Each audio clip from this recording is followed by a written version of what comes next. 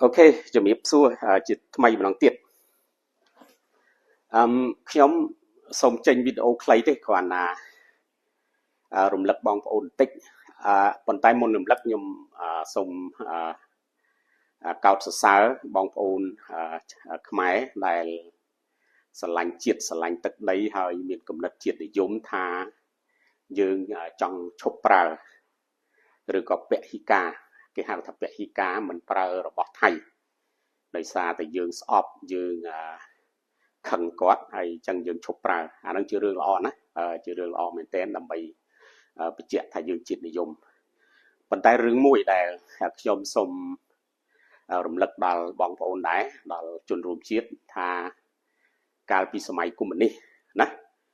bị thằng của mình đi dưới cứ biết đây thay dương cất pi năm mà pon bộ rồi chất sập buôn ở Việt Nam quạt trầu mà sọc dương nắng hay quạt trượt tra dương nắng hay nó pe nắng cứเศรษฐកិច្ចរបស់យើងគឺត្រូវបានគេហុំព័ទ្ធហើយអញ្ចឹងយើងមានតំណែងតំណងសេដ្ឋកិច្ចពាណិជ្ជកម្មអីតែជាមួយវៀតណាមហើយជាមួយសូវៀត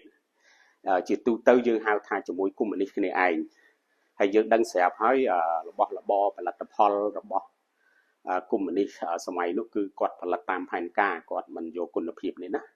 គេហៅថាសេដ្ឋកិច្ចផែនការអញ្ចឹងគាត់មិនយកគុណភាពទេដល់ពេលហ្នឹងទៅបងប្អូនជនរួមជាតិរបស់យើងជាពិសេសកម្មាភិបាលបកហើយខ្ញុំប្រើពាក្យថាកម្មាភិបាលបកបើឥឡូវនេះខ្ញុំមិនដឹងហៅមិនទេព្រោះយើងមកសេរីហើយប៉ុន្តែសម័យហ្នឹងហៅកម្មាភិបាលបកហ្នឹងគឺមានន័យថាពួកមេបកណាជន់ខ្ពស់គាត់មានលុយគាត់ចង់ប្រើរបស់ល្អប៉ុន្តែគាត់អត់ហ៊ានទិញគាត់ខ្លាចគេតិចទៀនគាត់គេធ្វើជីវទុះគាត់អីចឹងទៅហើយមិនដឹងធ្វើម៉េចអញ្ចឹងគាត់ចង់ប្រើរបស់ល្អឬក៏គាត់ចង់ហូបម្ហូបឆ្ងាញ់ដូចជាត្រី salmon ត្រីអីជាដើមហ្នឹងគឺគាត់ពឹងគេឬក៏ឲ្យគេលួចរត់ពន្ធពីប្រទេសថៃនេះទៅដើម្បីយកទៅ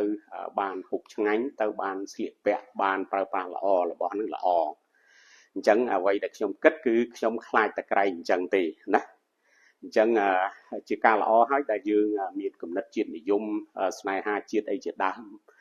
ចង់ពហិការចង់អីជាដើមហ្នឹងប៉ុន្តែខ្ញុំ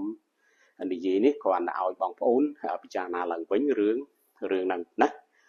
ខែងចង់បានរបស់ល្អហើយឬក៏ឥឡូវគិតថាផលិតផលរបស់ចិនរបស់យួនអីហ្នឹងគាត់ល្អដែរអាចប្រើបានអាហ្នឹងយើងតាមហ្នឹងទៅណាជារឿងល្អសម្រាប់យើងដែលពហិការនៅក្នុងការមិនប្រើរបស់សត្រូវអីជាដើមហ្នឹងហើយសម្រាប់ខ្ញុំអត់បញ្ហាអីទេព្រោះខ្ញុំអត់ដែលមានលុយទិញរបស់ល្អជាពិសេសរបស់ថៃរបស់អីហ្នឹងយកទៅប្រើទេព្រោះយើងអត់លុយហើយអ្នកដែលមានលុយសិតតាអ្នកដែលអិសរាជជនហ្នឹងហើយជាពិសេសបងប្អូនអ្នកមានអ្នកអីហ្នឹងដែលថាស្នេហាជាតិហ្នឹងហើយដែលមានលុយ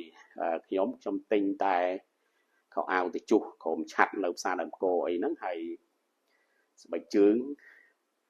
សូម្បីតែជុះនៅផ្សារថ្មីខ្ញុំអត់មានលុយទិញផងខ្ញុំទិញតែទៅជុះលក់តាមផ្លូវ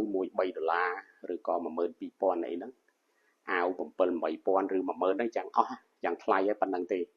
តែបងប្អូននេះដែលមានលុយមានកាក់អីច្រើនហើយសម្បូរលុយ